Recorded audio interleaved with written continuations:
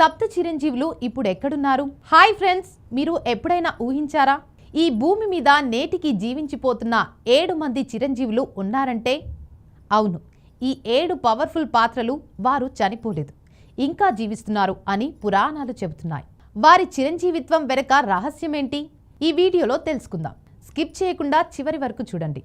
Number 1, Ashwatthama ద్రోణాచార్యుని కుమారుడు. మహాభారత యుద్ధంలో అతి తీవ్ర పాపం చేశాడు. శ్రీకృష్ణుడు అతనిని శాపం పరిచాడు.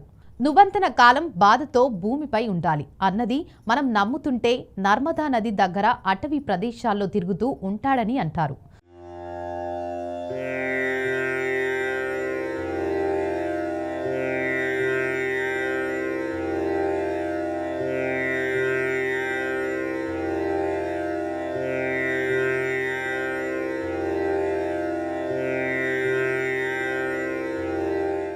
నంబర్ 2, మహాబలి ఎంతో గొప్ప దానశీల రాజు.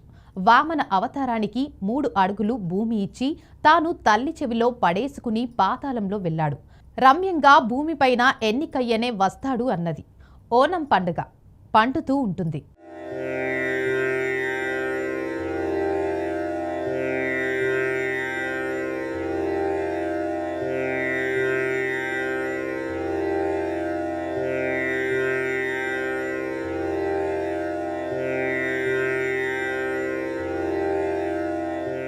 నంబర్ 3, వేదవ్యాసుడు వేదాలను విభజించి మహాభారతాన్ని రచించిన మహర్షి. ఆయనకు అమరత్వం ఇప్పుడు హిమాలయాల్లో స్వాగతం చేసే విద్య కోసం చివరి పూట మానవులకు జ్ఞానం బోధిస్తున్నాడన్న విశ్వాసం ఉంది.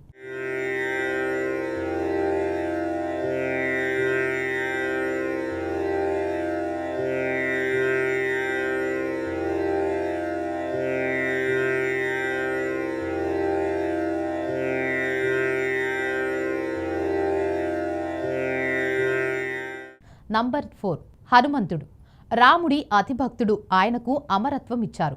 అలాగే ఆయన్ని అందరూ తమ గుండెల్లోనే ఉంటాడని అంటారు. ఎక్కడ రామనామం జపం అక్కడ హనుమంతుడు ఉంటాడని, ఇక గంధమాదనం పర్వతంలో ఉంటాడని కూడా చెబుతారు.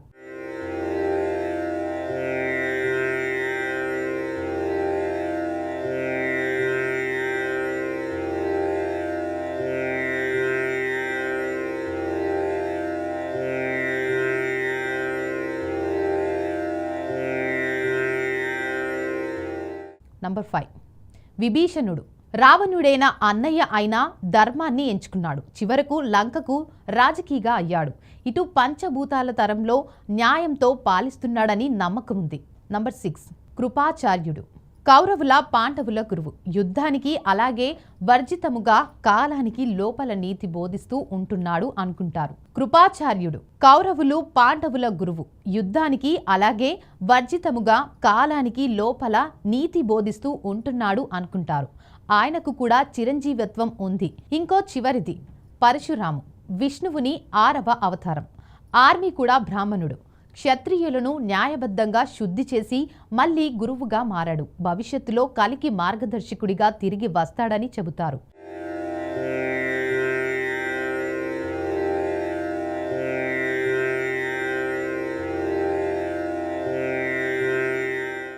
ఇక ఇవాళ మీరు తెలుసుకున్న 7 చిరంజీవులు మీకు ఎవరి గురించి వినగానే ఆశ్చర్యం వేసింది?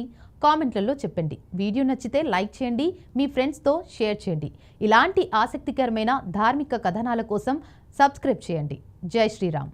సప్త చిరంజీవులు ఇప్పుడు ఎక్కడున్నారు? హాయ్ ఫ్రెండ్స్, మీరు ఎప్పుడైనా ఊహించారా ఈ భూమి మీద నేటికి జీవించిపోతున్న 7 మంది చిరంజీవులు ఉన్నారంటే?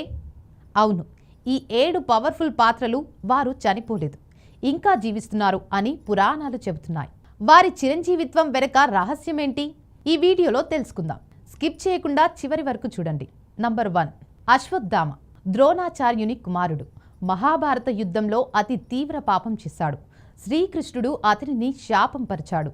నువ్వంతన కాలం బాధతో భూమిపై ఉండాలి అన్నది మనం నమ్ముతుంటే నర్మదా నది దగ్గర అటవీ ప్రదేశాల్లో తిరుగుతూ ఉంటాడని అంటారు.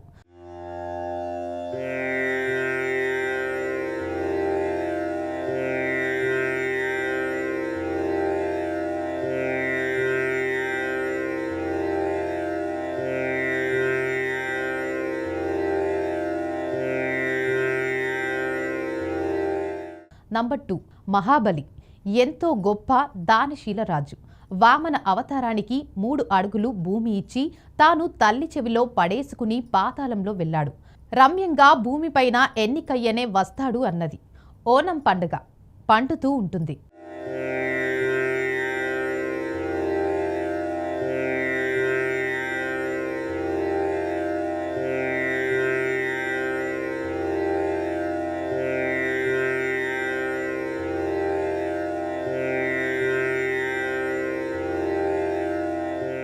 నంబర్ 3 వేదవ్యాసుడు, వేదాలను విభజించి మహాభారతాన్ని రచించిన మహర్షి.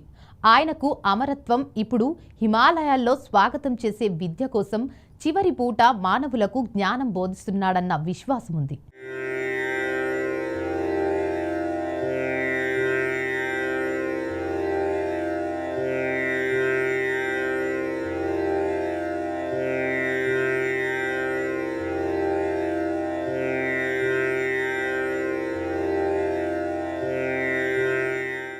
నంబర్ 4 హనుమంతుడు, రాముడి అతిభక్తుడు. ఆయనకు అమరత్వం ఇచ్చారు.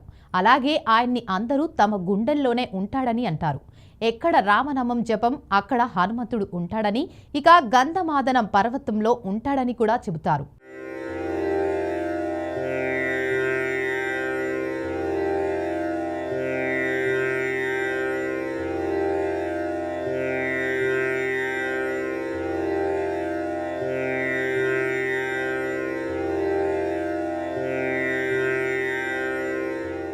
నంబర్ 5 విభీషణుడు, రావణుడైన అన్నయ్య అయిన ధర్మాన్ని ఎంచుకున్నాడు. చివరకు లంకకు రాజకీగా అయ్యాడు.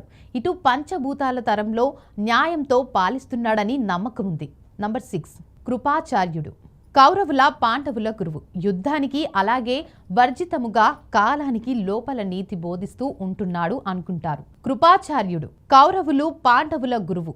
యుద్ధానికి అలాగే వర్జితముగా కాలానికి లోపల నీతి బోధిస్తూ ఉంటున్నాడు అనుకుంటారు. ఆయనకు కూడా చిరంజీవత్వం ఉంది. ఇంకో చివరిది పరశురాము, విష్ణువుని 6వ అవతారం. ఆర్మీ కూడా బ్రాహ్మణుడు. క్షత్రియులను న్యాయబద్ధంగా శుద్ధి చేసి మళ్ళీ గురువుగా మారాడు. భవిష్యత్తులో కలికి మార్గదర్శకుడిగా తిరిగి వస్తాడని చెబుతారు.